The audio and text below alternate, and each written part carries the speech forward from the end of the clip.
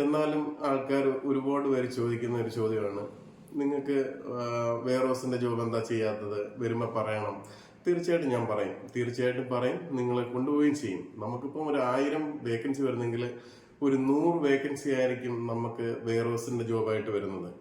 ഈ എന്നെ അനേകർ വിളിച്ചിട്ട് അഭിപ്രായങ്ങൾ പറയുന്നുണ്ട്. പല ഏജൻസികളിൽ നിന്നും വന്ന് ഇതേണക്ക് പെട്ടുകിടക്കുന്ന ഒരുപാട് ടീമുണ്ട്. അവര് നാട്ടില് 4-5 ലക്ഷം രൂപ കൊടുത്തിട്ട് വെയർ ഹൗസിന്റെ ജോബിനൊക്കെ വന്നത് ഒരുപാട് പേരെ എനിക്കറിയാം.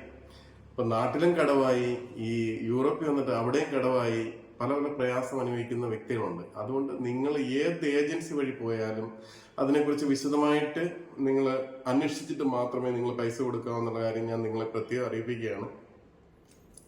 ഒരിക്കലും മുമ്പേ കൊണ്ടുവന്ന് പൈസ ഒരു ഏജൻസിയിലും കൊടുക്കരുത്. കൊടുത്താൽ മാക്സിമം ഒരു 10-25,000 രൂപ കൂടെ നിങ്ങൾ ആരും കൊടുക്കരുത്. ലക്ഷങ്ങൾ കൊണ്ടുവന്ന് മുമ്പേ കൊടുക്കുന്ന പല ആൾക്കാരും എന്നോട് പറഞ്ഞിട്ടുണ്ട്. അങ്ങനെ ആ പൈസ തിരിച്ചു മേടിക്കാൻ തന്നെ ഒരുപാട് പേര് പെട്ട് കിടക്കുന്ന ടീമുകളുണ്ട്. അതുകൊണ്ട് തീർച്ചയായിട്ടും നിങ്ങൾ പൈസ കൊടുക്കുന്നതിന് മുമ്പിട്ട് നിങ്ങൾ 3-4 ട്രിപ്പ് ആലോചിക്കുക. അറിയാവുന്നവരോട് ചോദിച്ചിട്ട് മാത്രം നിങ്ങൾ കൊണ്ടു കൊടുക്കുക എന്നുള്ള ഒരു പ്രത്യേക അറിയിപ്പാണ് ഞാൻ നിങ്ങളോട് പറയുന്നത്. ഓക്കെ.